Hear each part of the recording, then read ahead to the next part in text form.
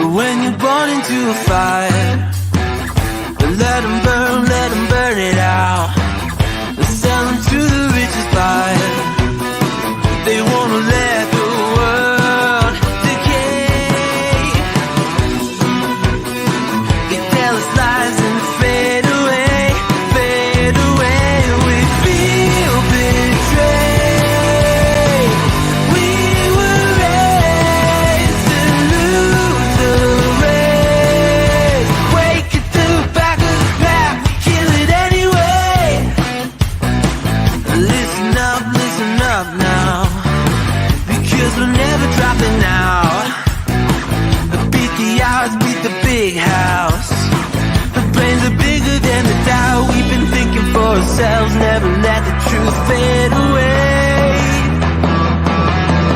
This is bigger than ourselves, we won't let the world burn away, burn away. We feel betrayed. We were raised to lose the race. Wake at the back of the pack, kill it anyway. To play, hate is based, the world's mistake. Wake at the back of the pack, kill it anyway.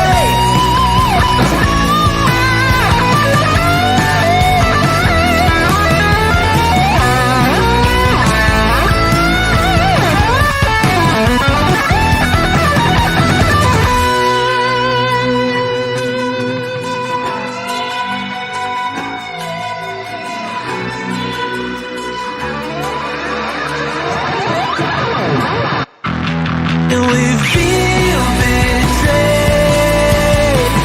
We were raised to lose the race. Wake at the back of the pack, kill it anyway. To play, hate is based, the world's mistake. Wake at the back of the pack, kill it anyway.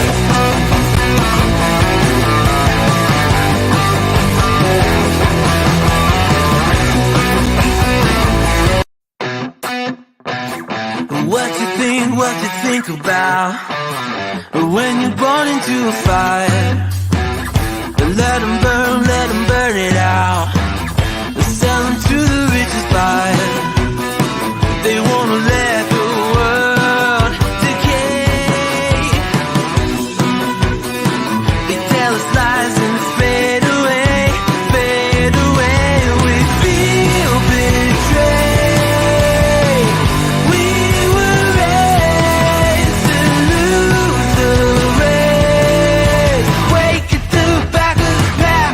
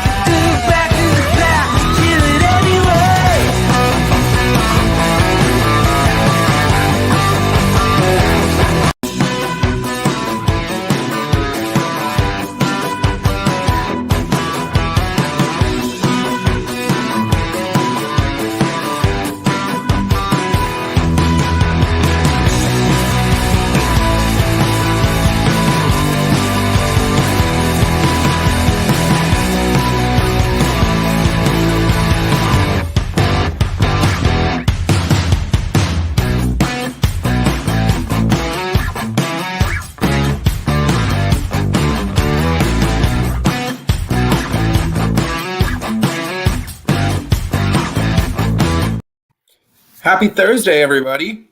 Welcome to Making an Impact, where we talk impact wrestling and we try and make our own impact in the world of the wrestling media scene. To my right, the wonderful, amazing, all natural, the natural Astrid Pizarro. I am the foe, Cody Defoe. Astrid, how are you this evening? I'm not feeling that great to be honest, but at least I'm glad for it. I needed to check impact before I go on my trip, so this is my last one. But I'm glad to be here though. How are you? I'm doing well. It's been a long week. It's been a very long week. Tomorrow can't get through here fast enough, but I'm happy to have tonight to come and just sit and relax and talk some wrestling. Ed, Barry, thank you very much, both of you, for being in the chat. Ed, we'll see you on screen next week with us, but we'll get into that later. We got some Impact Wrestling to talk today, Astrid. What did you think of the show? Ah, I don't know. I'm still like torn about it. Because Here's a I better know it's question. What did you think of No Surrender? No Surrender was better, yeah, for sure. I just know it's that moment after the pay per view, like I was telling you just now, and just like I didn't think about this, but they're setting up for for for Sacrifice and for the New Japan pay per view all at the same time. So that's pretty interesting to see on screen as well. Yeah, we got a lot of different things building right now. So we got Sacrifice, we've got the Multiverse United. We're coming out of No Surrender, and we've already clarified that Josh and Steve Macklin is happening at Rebellion in April. So we've got 3 pay-per-views that we're building towards right now. Impact's got a lot of stories to build on and a lot of things brewing under the surface. I think we'll start out today, actually, Astrid, if you want. We'll jump back. We'll just kind of run through the card from No Surrender, the outcomes of those matches. Not going to get too detailed on it. We'll just get into the main show after we break that down, unless there's anything you really wanted to focus on from last Friday night. Yeah. Um, Jonathan Gresham and Speedball Mike Bailey happened. Yeah. Hello, yo, welcome. Jonathan Gresham and Speedball Mike Bailey happened on the Countdown show. That match was absolutely bonkers. Exactly what we would have expected out of them. Walking away with Jonathan Gresham picking up the W. Somewhat surprising loss for Speedball Mike Bailey, but he's been on such a roll lately that I think it's one that he could handle, and it's a big win for Jonathan Gresham to kind of get his feet on the ground and running after a little bit of a slow, troublesome start to his run in Impact. Yeah, that's something that I was saying when we did the predictions too. Is like I feel like Gresham needed that win because I feel like he was starting, but he wasn't having a lot going on for him. So it's nice to have like in his resume that part of like he defeated people. One part I did enjoy about the match more than anything is like Gresham really going for his people's legs, knowing he with the strikes that he does is like that was the way to go. And I enjoy seeing him like pinpoint that out through the match as it happened. I'm like I said, I'm not surprised that Gresham won. I figured with the build up, Spivo can just pick himself up right after that, which is something that happened tonight. We'll talk about in just a little bit, but I figured there's something that would happen, so not surprising. Also on the Countdown show, we had Giselle Shaw pick up a big win over the virtuosa Deonna Purrazzo due to a somewhat surprising assist from Savannah Evans, of all people, coming down and costing Deonna the match and seemingly aligning herself with Giselle and Jay Vidal. Any thoughts on that, or you're good with just shaking your head? I don't know if I have any positive comments about this one. Well, we can touch on them a little bit. They were on the Yeah. show tonight, so we'll get to the Giselle Shaw stuff when we get onto the main show. We get to the main No Surrender card. It was Khan versus Frankie Kazarian. Khan ends up losing the match due to some miscommunication, whether intentional or accidental, on Sami Callihan clocking Khan with a chair from the outside. More to come on that as well. We had the Hex ended up taking the loss to the Death Dolls. Somewhat Why? surprisingly. That was frustrating me because I don't mind the Death Toss as champions, but I wanted something new for them. I feel like it would have been awesome to have the Hex win and just have the Death Toss go against them and chase the championships. And Come on, just build off on that women's tag division. I feel like at this point, the only tag team is the Death Dolls, and that's it. Because we don't know what's happening with the Hex afterwards. And we didn't have any indication of that tonight either. So it's like, that's about it. Yeah, something to kind of keep an eye on there. We had the Bullet Club of Ace and Bay and Kenta picked up the win against Time Machine of the Motor City Machine Guns and Kushida, with Ace Austin landing a roll up on Alex Shelley, I believe, or on Chris Sabin, actually, it was, because we got more follow up on that from tonight. Mel, welcome to the show. Always wonderful to have you joining us here.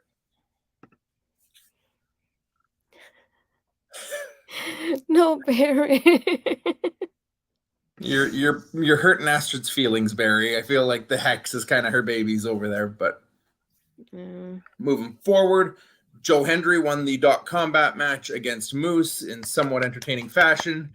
Multiple RC cars, one of which didn't have any batteries and didn't seem to be working, that Joe Hendry just decided to pick it up and throw it at Moose instead of driving it at him. We had a Sega Dreamcast of all things show up, the quite entertaining piece of the Moose giving Hendry the middle finger and Hendry giving him the Dreamcast back. If you haven't seen it, look it up. It's quite entertaining. We had Steve Macklin, somewhat unsurprisingly, win the Fatal 4-Way after an assist from Eddie Edwards taking out PCO. I can't breathe, Barry. You're not helping me. Masha Slamovich taking the L to Mickey James clean, which was surprising to me. I thought for sure Masha was still going to be somewhat protected in this match, so to take the loss clean to Mickey was unexpected. And Josh Alexander, in an amazing match with Rich Swann, tore the roof off the building, put it back on, and then blew it off a third time. This match was just something special, something exciting, something awesome, exactly what you'd expect from these two guys, especially for a match where the finish seemed completely one-sided and so unlikely of going the other direction. They still did everything in their power to make it a fun and entertaining and exciting match. There was also another segment on this show, but I feel like we don't need to talk about it because it was so god-awful. They wasted all of the words I would have on it in the 20 minutes of my life they took off. So let's jump to today's show, Astrid. How do you feel? So much better than that segment. That specific one, I mean. Tonight's show kicks off with a very, very fun BTI match. We just actually co-watched it again behind the scenes here before going live. The Decay took on Heath and Rhino. I didn't realize just how much fun Crazy Steve and Heath Slater would be in a ring together, but I want more. That was pure entertainment value. This match was nothing. Like, it wasn't a technical showcase. It wasn't a high-flying showcase. It wasn't a bloodbath. It was just fun. And I'm always up for fun wrestling matches. Now and then, I don't want it to be dominating my show regularly, but 100%, I would take more of Crazy Steve and Heath. Crazy Steve laying on his back, Heath yelling, "Oh, baby," and then Steve from his back yelling, "Oh, baby," back up at him. It was... all I can say is fun. How many times can I say fun about this match, Astrid? Give me another adjective. Can I tell you in Spanish? Does that count? No, but I really enjoyed it too. I was thinking of like, oh, it's nice to see Crazy Steve and Black Tours like teaming up. I feel like I haven't seen that in like a while. Like, that's what it felt like. But I didn't think how they would go against Heath and Rhino. I was like, it was surprisingly good. And it's like, I don't mind watching this again. Can we get a replay of this at this point? Just not a match, not me rewatching the match. I'm just saying. But yeah, I feel like it was a good way to give us that preview for Impact in essence. Like, you're starting up better than the Busted Open segment, like Barry was saying. As I've done the last few BTIs, I definitely have to just make a comment here about Gia Miller. She's definitely getting more comfortable out there. Every time you hear her, you can tell she's finding that spot. She's finding her rhythm. She's finding her voice on that commentary chair. Today was another one, and it's not your stereotypical, it's not your scripted, your very plain, boring commentary either. She opened this match by describing it as Ookie Spooky and Ookie Spooky versus Oh Baby and Rhino. I can't think of a Mel, and I kept thinking, am I watching a Paramindful at this point? Because I like hear spooky ookie-ish, and that's what I kept like hearing in my mind when I heard her say that. And then she went off on a tangent for a couple minutes about how she likes redheads, which was rather entertaining. We got the segment that I was waiting all match for, the showdown in the middle of the match between the Bull and the Rhino. And Gia made sure to mention and bring that up, which is, you know, a big thing for commentary, that you make that point when it's there. And then at the end of the match, right as we were coming up to the finish, and Crazy Steve was biting Rhino, and then he was biting Heath. And she's like, I wonder what Rhino tastes like. And I think Tom Hannafin responds, like, I wonder if he tastes gamey. Yes. It's like, the only other thing I had was just the end. Like, the way she said gore was like she was sitting next to like somebody that she was watching with who wasn't paying attention, and she just turned, she's like, gore. I love her enthusiasm though when she said it. I was like, she sounds like such a friend just watching this match, just as we're enjoying it too. Yeah, she seemed like a genuine fan out there at the end, though, that she was excited to see a gore just like the rest of us would be. Yeah. You're right, though, Barry. Seeing Decay as a tag team again is always good. It was nice to see them get their opportunities, for Tarus to get his time in the spotlight for the X Division, to have Crazy Steve get a time to shine again and show what he can do from a single side. Now it's nice to see them back together again, and I think they would be a very good team to have in a position to be going against Ace and Bay down the line. Obviously, they took the loss tonight. Rhino hit the gore, got the pin, but Decay isn't going anywhere. Decay is universally loved by most Impact fans, and to have them in a place where you build Taurus and Steve back up, they would be a great team to pair with the pairing of Ace and Bay, I think. Mm-hmm. Spoilers. You never know. I thought you Speaking didn't like of, spoilers, cheater. yeah, I don't usually, but speaking of Ace and Bay, let's get into it here. Might as well just jump all over the show tonight, Astrid. I'm already off the rails a little bit, so You're going an Ed right at this point. As long as we keep it on the show and not talking about Mandy Rose, we'll be fine. We open the show with the Bullet Club coming out. We have Chris Bay and Ace Austin talking about their past, how both of them got their starts in Vegas. They made their debuts. Chris Bay talks about setting up rings back 7 years ago. Ace talks about debuting an Impact in Vegas, and then talks about last time he was in Vegas beating Chris Sabin, at which point we get the unzip and the reveal of the I Beat Chris Sabin shirt once again. Motor City Machine Guns come out, interrupt. Chris Bay suggests a match for Sacrifice for the titles. Alex Shelley says, why wait? Let's do it tonight. And we end up getting confirmed that the main event tonight is, in fact, Bullet Club versus Motor City Machine Guns for the titles. I thought they were going to swerve us and just get this for the pay-per-view. I didn't think that was going to happen tonight. I really didn't. So I was like, is it though? I thought they were going to go the route with like Mickey James and Giselle that happened later on. It's like, yeah, we'll have it, but later or like next week. But I didn't think it was going to happen tonight. But I also like the part of like Sabin and Shelley coming in and just telling us like, yeah, we've been a tag team for how long? And somebody said 2006. He's like, yes, 2006. So we've been teaming for a while, versus these two were just like infants by the time we were teaming, and like little hints of like how Ace and Bay are super young. No, the exact comment he made, right, was, yeah, 2006 we became a team while these guys were just barely a positive pregnancy test.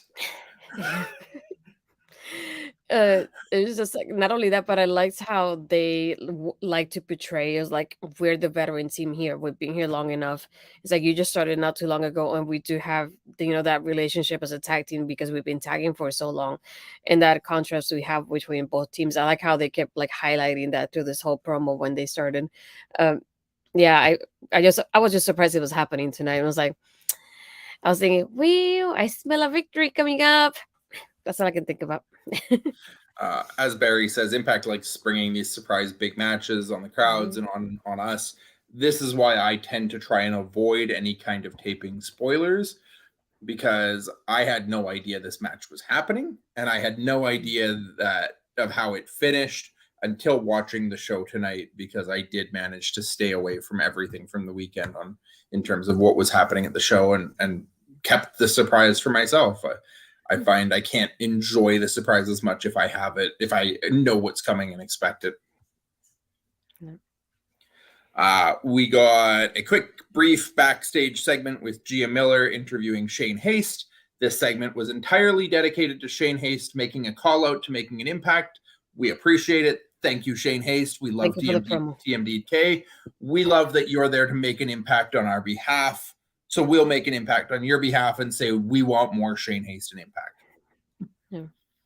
I thought this was funny because when I went to the Ring of Honor tapings, I had the TMDK entrance with other names popping up, and I was like, "Well, it's not Shane because he's in Vegas for the weekend doing the pay-per-view and everything." So it's like, can't be him. And then I get Zack Sabre Jr. of all people. That was amazing. So I was like, I sent the picture to Mel, and I was like, "This is interesting." And I was like, wait, it's not Shane. I know that for sure. I can do process of elimination on this one. But I still did not think it was going to be Zack Sabre Jr. of all people. Yeah, there you go. It's pretty crazy. We got another backstage after a commercial break where Gia is now with Rich Swann. Just a simple follow-up on Rich's loss at No Surrender, talking about how he isn't going to let this just sit. He isn't going to sit on the loss and not move on. He's focused on getting back to the world title. I will touch on Barry's comment in a moment. Rich is interrupted as Raj Singh and Shira come in throwing money around at photographers and camera guys to, I don't know, buy screen time because they can't get screen time any other way. They try and throw money at Rich. Rich doesn't want their money, challenges them to a match. Raj accepts, I believe, but says not right now. We're in Vegas. We've got things to do, and just walks away. And I'm not sure what Rich was doing. He just kind of stood there really awkwardly, scratching his beard, watching them walk away. Yeah, I was like, the only point of this is somebody went on, one of the casinos they have over there in Vegas and just won all this money, and that's it. That's all I gathered from this. Just a bunch of nothing. I thought they shut down. I don't know what this Ring of Honor is now. Last I heard, Ring of Honor had shut down and become AEW Light. So somebody can explain that to me after the show. Gosh. Was a very promo heavy start to the main show. We got through all of these backstage segments and in-ring segments before we finally get to our first match of the night, which is the aforementioned Shane Haste versus Speedball Mike Bailey match. This one was, I've enjoyed Shane Haste. I've really enjoyed Speedball. This one was somewhat surprising to me just how good this match was. How did you feel about it, Astrid? No, I had a feeling because I just missed Shane in the ring. I haven't seen him in quite a while. So I feel like I forgot what he wrestles like at this point. In just that moments that you don't see them so often. So knowing it's Speedball, I was like, I'm looking forward to it. But I like the back and forth that they had. I love, the reversals they have with each other as well. And it's like they had a better chemistry than I thought they would. I'm not saying that I didn't think they would have any, but it's better than what I expected it to be. And like you were saying earlier, just it makes sense for Speedball to win this, just to pick himself up after losing to Gresham. And that's another thing, is this is also a way to promote and push the multiverse show as well. So there's a preview of it basically at this point, and we're gonna get a little bit of that next week as well. So it was nice to see this happening. Yeah, the match itself, I think, really was just put together as a means for pushing and building towards the Multiverse United. They spent a lot of time on commentary just talking about Shane Haste's place on that multiverse card and getting us excited for it. Honestly, win or lose, I don't think Speedball is capable of having a bad match right now. This guy is just on another level. You compare him with absolutely anybody. Every first time matchup that he has had since arriving in Impact, I have looked forward to. Every single person Speedball Mike Bailey has stepped in the ring with, I'm like, oh my God, Speedball versus this person. Let's go. This is going to be great. This man's on another level. He really is. He is at the pinnacle of the independent wrestling scene right now, between Impact and everywhere else right now that he is traveling and performing in. And Shane Haste was no different. I hadn't jumped all over this when it happened, but it piqued my interest as soon as I saw it. Shane Haste looked really, really good in this match. I would love to see more of him. I would love to see him be a regular on Impact and kind of split his time between here and NJPW like some of the other guys have done in the past. But feels like this is kind of more of just a one-off for the time that they're in Vegas, building towards Multiverse. And like you said, just a big bounce back win for Bailey after the loss to Gresham to get him on the right foot and rolling again going into the Multiverse. Astrid, tell me what you thought about the design segment. I don't know how I feel about it, but it just like it was, I guess, simple for the design, which is not something I expected from them.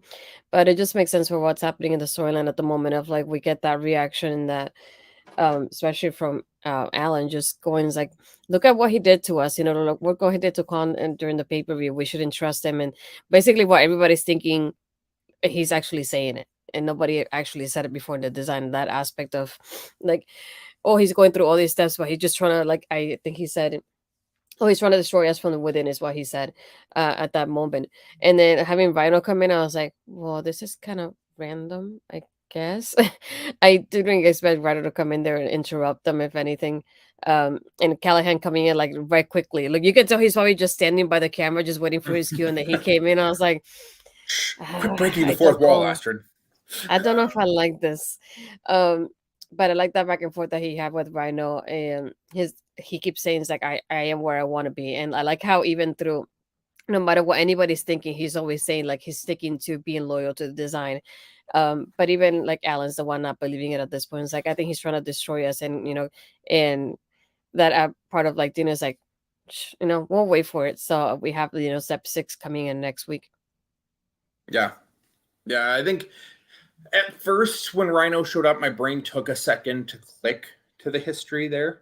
I do think it makes a lot of sense for Rhino to be in this position right now and be the one confronting Diener on this, because Diener was one of the ones involved in brainwashing Rhino a year and a half ago when he was in Violent by Design. So, Angels has been playing his part of the doubter of Sammy really well all along, trying to convince Diener to not allow Sammy to join, trying to get Sammy out of the picture and prove that he is the problem and actually just coming and trying to destroy them from the inside out. Diener's still playing that role of like, well, maybe. And like he looked like he was going to bend to Angels there and be like, yeah, maybe you're right. Maybe we shouldn't have a step 6. And then Rhino comes in and starts questioning the brainwashing. Sammy comes in and defends the design and that this is where he wants to be, which then brings Diener back into Sammy and being like, no, I guess we found our step 6. Mm-hmm. It's a long play story here. And I'm glad we're kind of starting to get to the end game here, because I'm definitely curious to see. I feel like we're all expecting this to come down to Diener versus Sammy. I'm curious to see if maybe it does come with a swerve or something, or an actual surprise out of this, that we get a Sammy in a white suit joining the design proper at the end of the steps, or if there's a turn coming, maybe it's somebody else, maybe it's Angels who ends up attacking and breaking off because he doesn't want Sammy being there. It almost, not to try and make the comparison to WWE, but in a sense, it kind of feels like a Jey Uso Sammy story right now. Yeah. We got more promos. This was definitely a very promo heavy show, I feel like, at least the first half of it. It felt like we got into the action a little bit in the second half, but it was very promo heavy. But we did have a short match in between a couple promos here. Kenny King versus Kevin Knight. I know you're high on both of these guys, Astrid. How did you feel about Kenny and Kevin in this one? Too many K's in all these names. I almost put Kevin Kenny and Kevin King, and I was like, wait, hold on, this is not working out for me. Kenny King and Kevin Knight, not Kevin King and Kenny Knight. I know, and like I had it in my mind, but I was typing it that way. I literally started typing Kevin King, and I was like, wait, I put King on the left. So I was like, this is one's night. Oh my gosh. No, again, this is for me like it happened earlier. Just another preview to the New Japan show, and it just makes sense. To we had Kenny winning at the end. That one also made sense, after the promo that he had not too long ago of like I wanted to focus on the champions and I want to call out all the champions. The thing I don't want to say disappointed, but I feel like I want something more for Kenny in that aspect, just because no, that's too many K's, Barry. Thank you. I keep thinking like we had that promo from Kenny, and he's like, I'm calling out all the champions, but he hasn't made a move ever since. So I was like, okay, so which one are you really calling out? Because it's probably not going to be Josh at the moment because he's busy right now. So it's like, which one really is it? And I just want some kind of like focus towards him so we can see where he's going. All we're getting from him is like wins here and there, like at random, and that's about it. There's like no story to him at the moment, which is I'm like, please do something with this dude. It's just like it's frustrating at the same time while it's happening. But I'm hoping like this is something that it goes bigger too when it comes to the New Japan show later on. This was definitely a bounce back for Kenny too, I feel, because Kenny's coming off of a couple big losses here. Like he's been portrayed as a big deal, so he's talking about going after titles, but he's coming off of that loss in the pit fight to Speedball. He's coming off of the loss last week to Rich Swann. He's been in positions, he's been in high profile positions, he's been in main event matches, but he's still on a losing streak. And this match was a really, really fun way to go about it, because Kenny really got to show a little bit of that violent aggression and just anger and passion coming through that Kevin Knight was trying to be very flashy. He was trying to be very stylistic, athletic, the jumps, the flips, the high flying, and Kenny just kept shutting him down. And it was always with just strong, vicious looking strikes. And Barry's right. Like, even though it was a spot where the cameraman looked like he got in the way when Kenny was trying to throw Kevin under the ring, and Kevin ended up having to like readjust and land on the apron there. And Kenny just kind of used that aggression and that fury that he's been building and lashed out at the cameraman on the outside for getting in the way of him. It all kind of built into that. And I like that we're getting a little bit of that. Kenny's getting frustrated. You know, the Honor No More didn't work out for him. The number one contenders tournament for the X Division title didn't work out for him. The match against the current world title number one contender didn't work out for him. He's in these positions. He's being shown to be at the top of the card, and he just can't get his hands on the gold. And at some point, we're going to see him get there.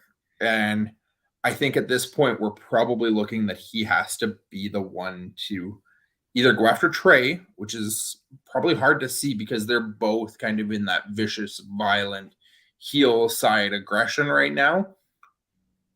Or Trey has to flip that somewhere, or somewhere along the line, we have to find a position, unless Kenny somehow lands on the Digital Media Championship and we get Kenny King versus Joe Hendry. I wouldn't be against that. That could be a really fun way for us to get Joe Hendry away from this Moose story into another place with somebody else. That would be a really, really fun story to tell. Hello, Papa Smokes. Thank you for stopping by. Yeah, I keep thinking of also like with Trey, for example, as you were saying it at the pay-per-view one itself, when he does his promo, because he's like, "Oh, I'm the only champion out here tonight," and he's like, you see that, that aggression towards him in that promo as well, and he's like, "Look at this, would have been AJ Styles or even Sabian or this person or that person. It wouldn't happen to them, but it happened to me." But I thought it was funny when like he called out PCO at the same time. It's like, Trade, is that really the way to go? Do you want to die in the process? Are you okay? Do we need to check on you? Let me know, please. His brains got scrambled a little bit in that Monsters Ball match. Apparently, and just like I kept thinking, I understand you're frustrated that you were not in the pay-per-view, but do you want to get killed? Because I wouldn't want that for you. I really wouldn't. Um, so it just made me think back of like that promo because we see him getting upset that he's the only champion not on the card. They just kept highlighting him of like, oh, he had the Monsters Ball match, last night. And obviously for me, it wasn't last night. It was like a whole month before, but it just kept thinking of like, so this is why this happened. Um, and Barry, I didn't realize it was that I want a PCOS X Division champion.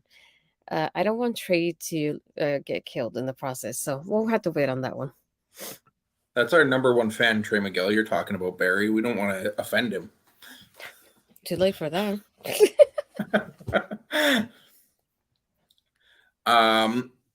We got a Josh Alexander, a little bit of a recap and a backstage with Gia here. Just showed a recap from the Battle in the Valley that happened a couple weeks back where Josh was locked in the hoverboard lock by Kushida, but Kevin Knight got the pin at the same time, setting us up where Josh and Kushida are now battling over whether or not Josh would have ended up tapping out to the hoverboard lock, I believe. And then backstage, Josh talking with Gia about that match and about the confrontation with Kushida. And Josh kind of sets us up challenging Kushida to a 6-man tag team match at Sacrifice. Time Machine of Kushida and the Motor City Machine Guns versus Josh and 2 partners of his choice. Very, very curious to see here who Josh ends up getting as his 2 partners in this situation, because obviously Motor City Machine Guns have been feuding with Ace and Bay, but we wouldn't possibly have Josh teaming with the Bullet Club. So could it be something where he pulls Kazarian and Uemura again? Or is it going to be something else where we have Josh pulling in or hunting or searching for a tag team to be his partner? So curious to see where that takes us.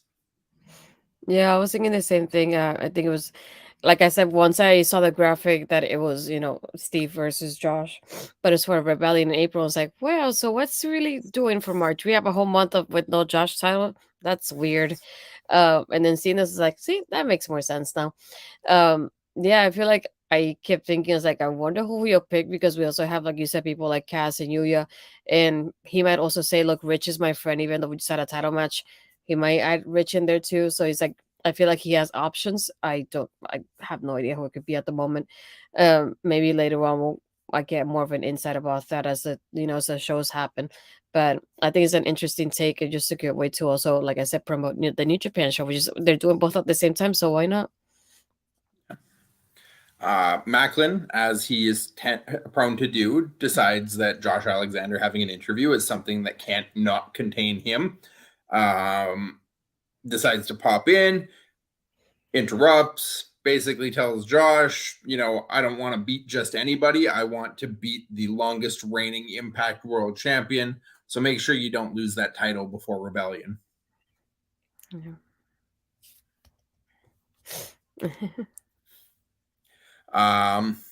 That's that.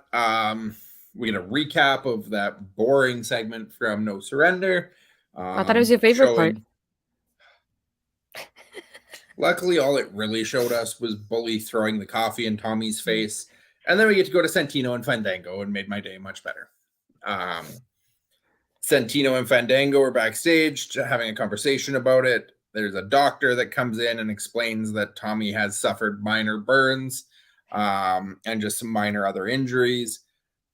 Bully interrupts and starts pestering and harassing and questioning the doctor about all of Tommy's injuries. If you checked his cholesterol, what about his weight? Is he okay? Is he going to be all right? Is he going to live? Because I can make sure if he lives, he's not here like he doesn't afterwards.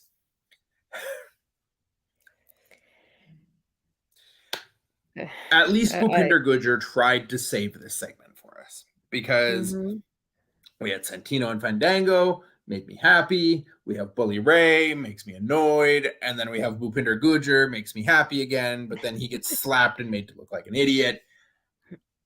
I really do hope that the grand scheme of this story is to put over Gujjar at this point. Including Bhupinder Gujjar in this story. Having him become a piece that is now repeating.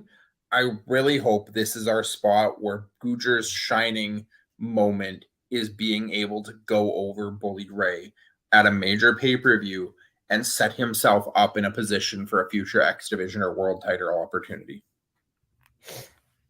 Yeah. You're not wrong, Parrish. You really aren't wrong about Bully Ray's heel. The heel heat of today's era of wrestling is different than it used to be. In the past, go away heat was a problem. In today's era, go away heat is the best kind of heat you can get. And the fact that we all sit here and we hate when Bully Ray is on our screen means he is doing something right to make us hate him. Yeah. I also wanted to go to Bobby's comment. Will we see any knockouts wrestle Impact Wrestling Session New Japan Multiverse? That's my hope. We'll see about that. We didn't get any insight about it today. I realized later all we got was just a segment on in the ring with Giselle and Mickey. We didn't have any knockouts matches tonight, which is surprising in a way. I feel like they usually do at least one of them. So far, no insight about that, but we'll have to wait and see. Yeah, sometimes on these post pay-per-view tapings, they end up splitting them weirdly, that we end up with a show like tonight where we just get one segment, and then next week we may have 3 or 4 and the entire roster included. So hopefully that's the way this one goes too, that they just, the show at the taping got all of this content, but just split in a weird way. Speaking of that segment, that's where we went next. Astrid, do you want to talk through the Mickey and Giselle segment here? Yeah, we started with Mickey just celebrating her win against Masha. Again, that was just, I don't want to say it was surprising, but I just like it felt awkward in that way because I know we expected Masha to still be in the storyline with her and Jordan at the end. So it's like I didn't think it was gonna be a clean victory. When she's celebrating, we have none other than Giselle come out. Mickey's talking is like, I'll get Jordan next. She said I tapped out, but like I'm gonna make it right. And it's like when Giselle came in, I was like, great, one victory and she's here. But then she talks about basically having that win over Diana, but it was with the assist of Savannah at the pay-per-view. And I like the line where she says, you're using Masha to dodge Jordan, and now you're using Jordan to dodge me instead. And I like how Mickey said, well, I beat you in the last rodeo. Like, what do I have to go against you again? And she's like, well, I'm basically not the same Giselle that you faced before. So I thought this was, again, something that's going to happen tonight based on how the show started. But they said we're going to get it next week. Gil King came out. She's like, you're talking way too much. So let's make it happen. So they have it official for next week instead. Yeah, I saw it coming. I think Giselle getting the win over Diana was a pretty big deal coming out of this. I don't think she's in a position to win the title or anything like that, but she's definitely building that confidence and riding high and thinking a lot about herself, that it makes sense that she feels she's next. And the comment about, Mickey was ducking Jordan by facing Masha, and now she's ducking Giselle by trying to fight Jordan. The big line that I kind of picked up on here was Mickey, where she's like, why wait? Like, ask. If you want a title match, just ask. And Giselle's like, well, I can't ask because I'm wearing couture. Mickey's like, well, if you're not going to, how about I just ask you to face me for the title? That's the difference between a diva like you and a hardcore country woman like me. And it really is, because Giselle really does portray that old school diva mentality of the divas division and the diva in women's wrestling, where Mickey has always been the trailblazer for the women's division and the knockouts division and the women who can actually fight and hold their own. And Giselle, she obviously can hold her own, but she really plays up the part of being the diva more than the badass. Yeah, and going to Barry's comment, Giselle isn't really good on the mic. She's okay in the ring, but the mic work is awful. It's like, I know she needs a little bit more, more of those moments to get better. So I feel like having people like Mickey alongside with her, it's definitely going to help her in the end. So I think this is just a way to, catapult her and give her that experience that she needs. Yeah, absolutely. We have, after this, we go backstage where we have Brian Myers trying to give some inspiration to a truck driver when he's approached by Moose about the Joe Hendry problem. Brian Myers basically says, I have zero interest in helping you. I saw Matt Cardona try and help you, and now he's gone. kind of a reveal that maybe Matt Cardona is going somewhere else. Who knows what's going on there? But Brian Myers saying he's now gone is kind of a little bit of an eye opener. Moose tries to turn around, like, I don't want the digital media title. I want to help you win the digital media title. Myers asks, well, what do you get out of it then? Well, I get to humiliate Joe Hendry. And we all know Joe Hendry won't lose, right? Nope. Not happening. I was gonna say the moment I saw this was like, look at Brian trying to be inspirational. Oh wait, that's a Joe Henry thing. Never mind. That's all I could think about. But no, I thought it was funny the way because I feel like before when Moose got into this title match with Joe Henry, Brian was the one of like, you can go against them and we can get rid of the Joe Henry problem that we have. Versus now it's just like Moose being like, how about you take care of the Joe Henry problem that we have? And just like they have that back and forth of like you take him. It's like, no, you take him. So I thought that was really funny to think about. And like you said, the way he mentions about Matt Cardona, I just think, Matt Cardona is gone. And then I was like, so what the heck happened to Tasha Steele? She's just like, I don't like the way this is going, how they're losing people, but not gaining enough people back to fill out those gaps right now. So I feel like it's a struggle right now for Impact in that sense. Like Barry says with the women's division and the limited matches it's had since the turn of the new year, I think that's kind of a after effect of the amount of people that they've been losing, that they're trying their best to fill the card with what they've got, but it definitely feels like we're kind of scraping and reaching and stretching right now. Like we've got a lot of these kind of one-offs that they're bringing in for each set of tapings to kind of fill out on the main roster. We've got our set group of everyone, or of the ones that are on every show, but then we have to keep pulling pieces from here and there to make enough faces to fill out an actual taping. So I'm really hoping we see a point where Impact actually starts signing a little bit more and getting more consistent pieces back onto the roster and more names. I know we've had a fair number of signings coming up, but it still feels like we're losing more than we're actually getting for the full-time signings here. Yeah, and I have to go to Bobby's comment. I'd like to see Ashley Baker get an opportunity to wrestle at Impact. Me too. After interviewing her and like to see what she wants that match against Mickey, I was like, I want something like that to happen for her. So you never know. Joe Henry's an influence in Impact too. So yeah, just saying. We go back to the scene of the crime where Deputy Dictator of Authority Dango is taping off the crime scene of where Bully and Bhupinder got into their fight. As he's rolling out the crime scene tape, Jordan walks up and steps over the tape as Dango is trying to tell her not to enter.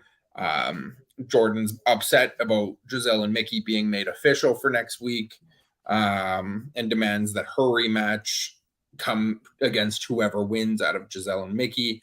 So Santino makes it official that at Sacrifice it will be Jordan Grace versus the winner of next week's Mickey James and Giselle Shaw match. Jordan walks off right as Johnny Swinger and Zicky Dice roll up. Zicky pushes Johnny right through the readjusted crime scene tape of Dango. Swinger's complaining about how the 50 wins that Scott D'Amore gave him is unfair, and now Santino's being just as unfair. So Santino offers him the opportunity that he can pick anybody on the roster to have a match against and be his opponent. To which Zicky and Swinger are happy, and Zicky takes off, and Swinger's just left there with nobody to push him again. No, the part that made me laugh too was about this one Jordan stepping in the crime scene. Dango's like, "No, ma'am, get out of there, ma'am!" And I was like, "Do you not know her name? Why, ma'am?" It makes it sound so much older too. And then when he stops, she's like, "No," and she's like almost stepping on his hands because he's in the way. But no, that part made me laugh for sure. But I think it was interesting having this. I like how she says like the winner of this. I would have been like, no, it's gonna be Mickey versus me because I'll be more confident about facing Mickey than facing Giselle there. But yeah, so finally it's official though. We'll see what happens then. Yeah. At least we know when Jordan's rematch is coming, at least. So that's something that came out of this. We have just a couple of the bigger matches that happened on the card left, and that was it. So Trey Miguel versus PCO. I have just one real thought that I took away from this match, is that Trey looks amazing when he gets to use his speed against bigger and stronger opponents. Last year, one of my favorite matches, one of my favorite title event defenses of Trey Miguel, but one of my favorite matches the entire year was Trey Miguel versus Jake something on one of the countdown shows before, I want to say it was Rebellion or Sacrifice or something, when he had the match against Jake something last year. And the big, strong, powerful Jake something with the small, athletic, fast, agile Trey Miguel just looked absolutely fantastic. And PCO is not Jake something, but PCO portrays the very much the same, the big, strong, powerful guy. And Trey just feeds off that.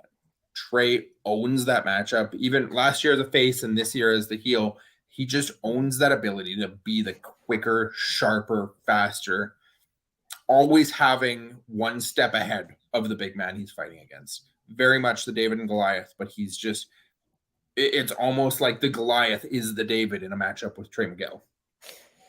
And it's like one of those things, like him facing up against somebody, so much bigger and stronger than, and with PCO there, you can tell the difference because the styles, they actually helps you like realize and highlight Trey in that way, and you don't realize it until you see them against each other.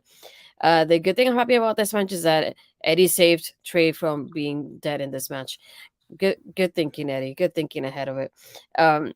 I didn't like the camera shot though when Eddie's coming out. You can see it at least from my end, you could see it in the stream when he's coming down the ramp. I was like, dang it! I wish I wouldn't be able to see that. I would have preferred like having somebody hit PCO from behind, and even though I know it's Eddie, but the shot itself will maybe like think of like, oh, what's happening, versus like me seeing him walking behind PCO on the way there with the shovel and then hitting him. I was like, that was like anticlimactic at this point. Um, but yeah, I feel like there was just a quick part of this happening. It makes sense. It keeps going with the part of like PCO and Eddie, and they haven't made it official, but I hope they do it for a sacrifice as well.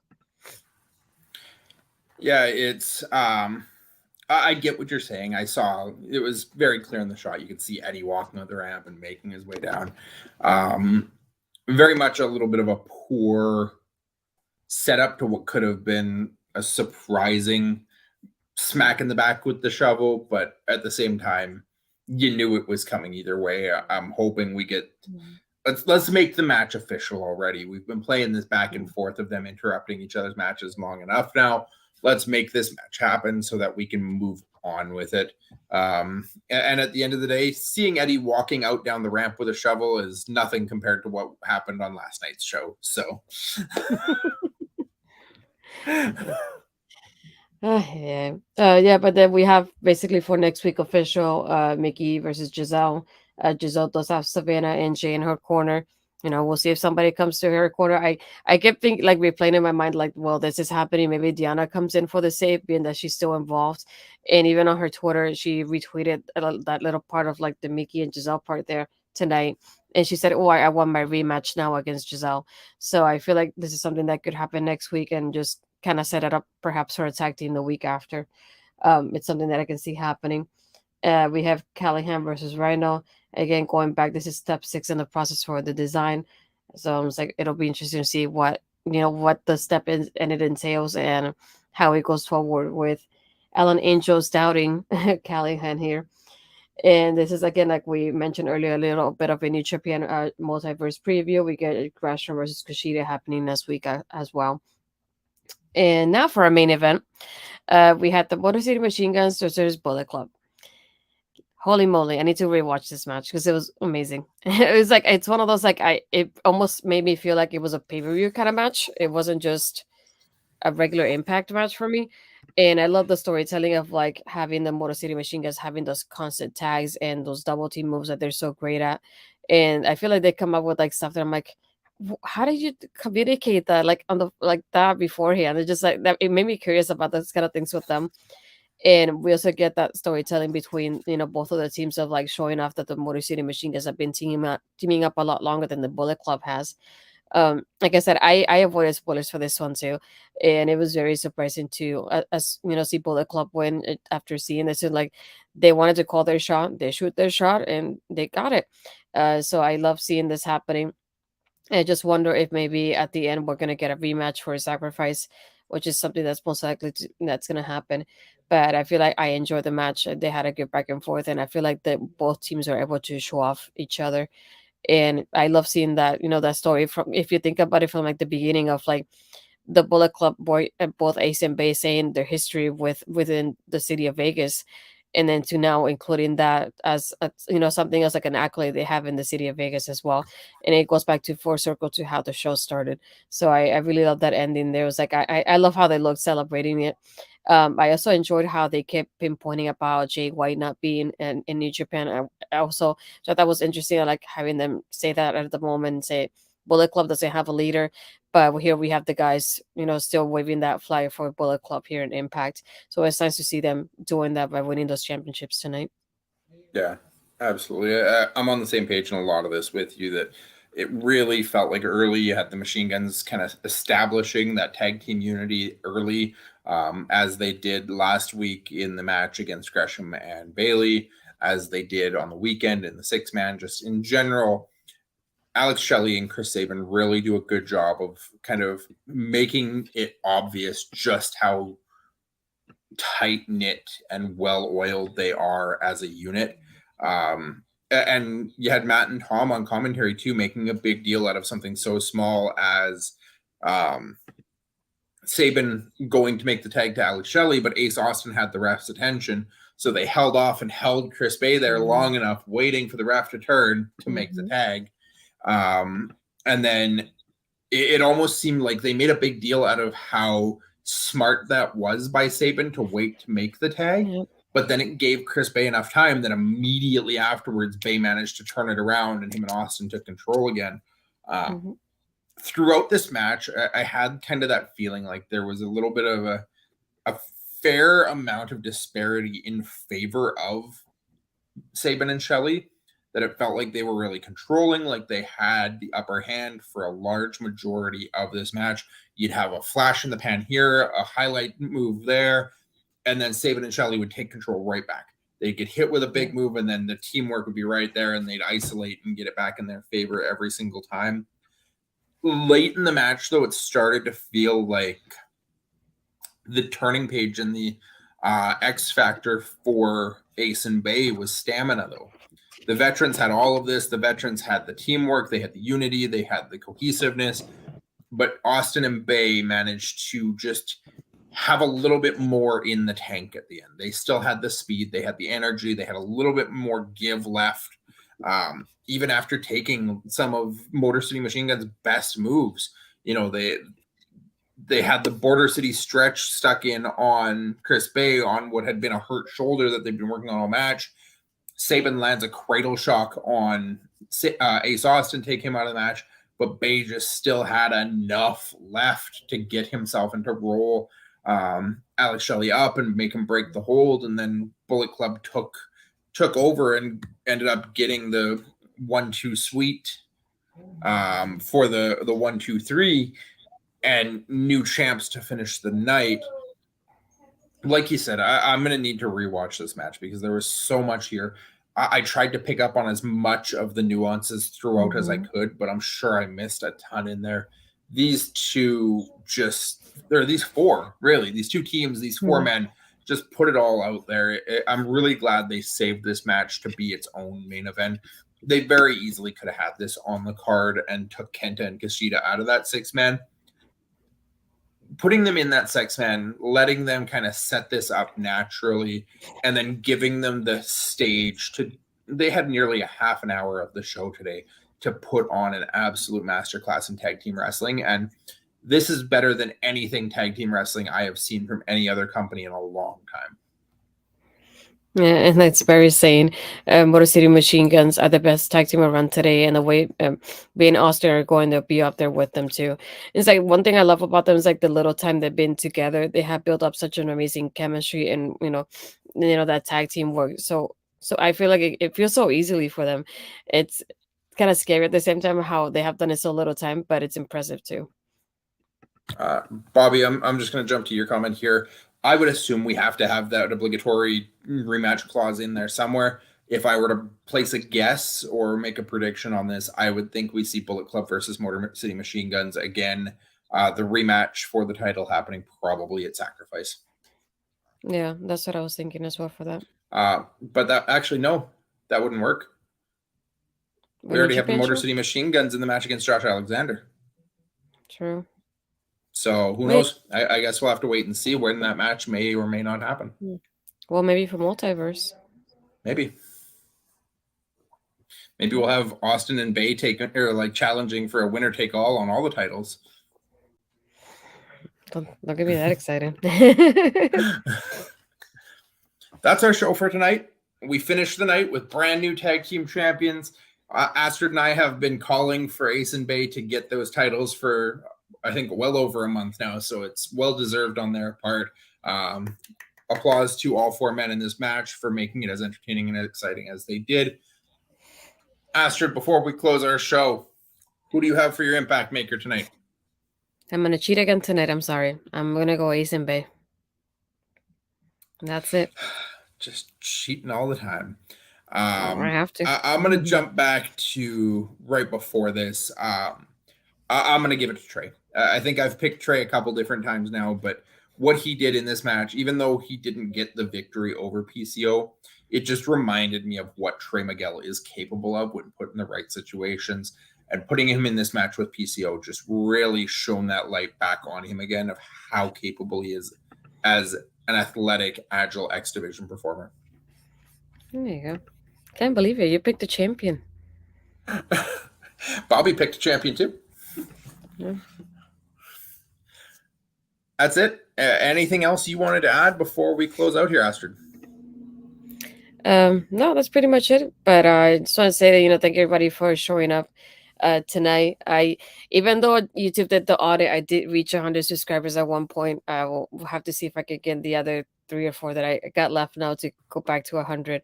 But it's like it's not about the numbers, but it's just a goal I wanted to have for this year, and I wanted to do it before my birthday, so it came true at one point. So I'm just taking it as it is. But no, I just want to say thank you for those that did subscribe, and just keep subscribing to the YouTube channel, which is something that we don't talk about often. And if you can, just follow the Twitch so that way you get notified whenever we go live. So it's every Thursday, like we mentioned earlier. Thank you, David. Like we mentioned earlier, I won't be here for the next 2 weeks. I do have a girlfriend Ed stepping in and helping code through the show for the next 2 weeks.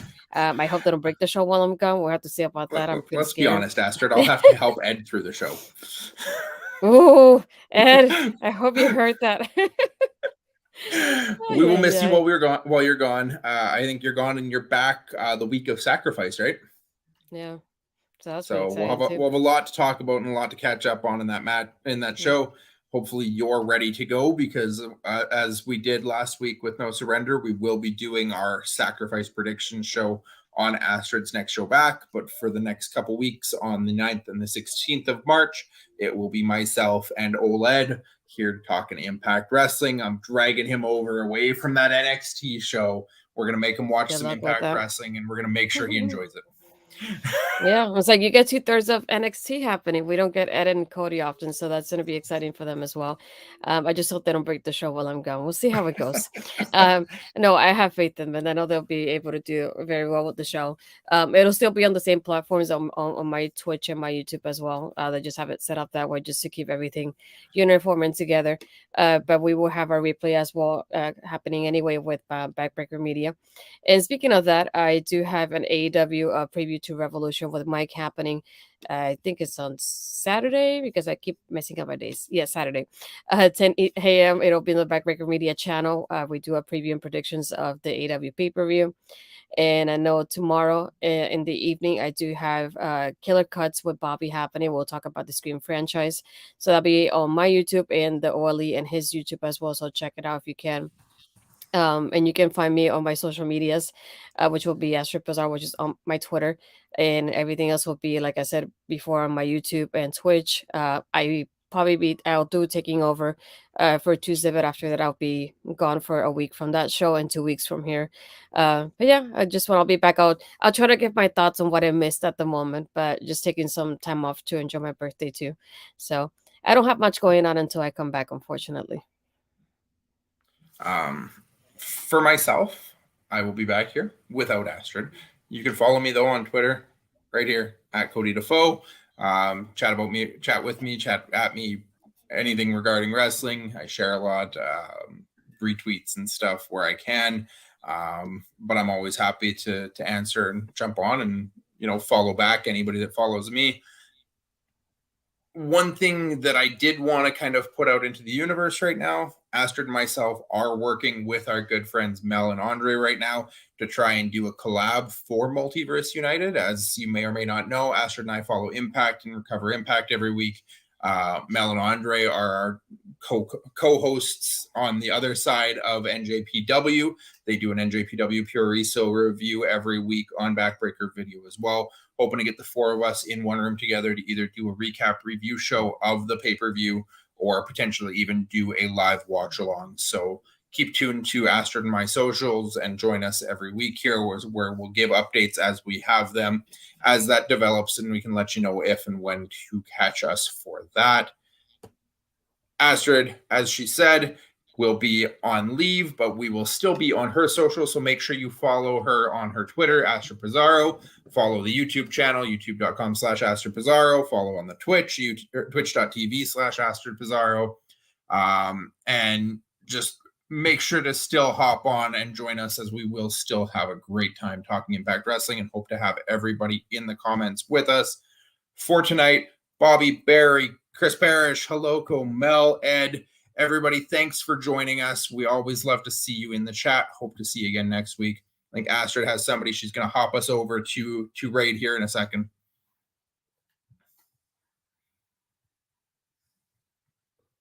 Did your mic die?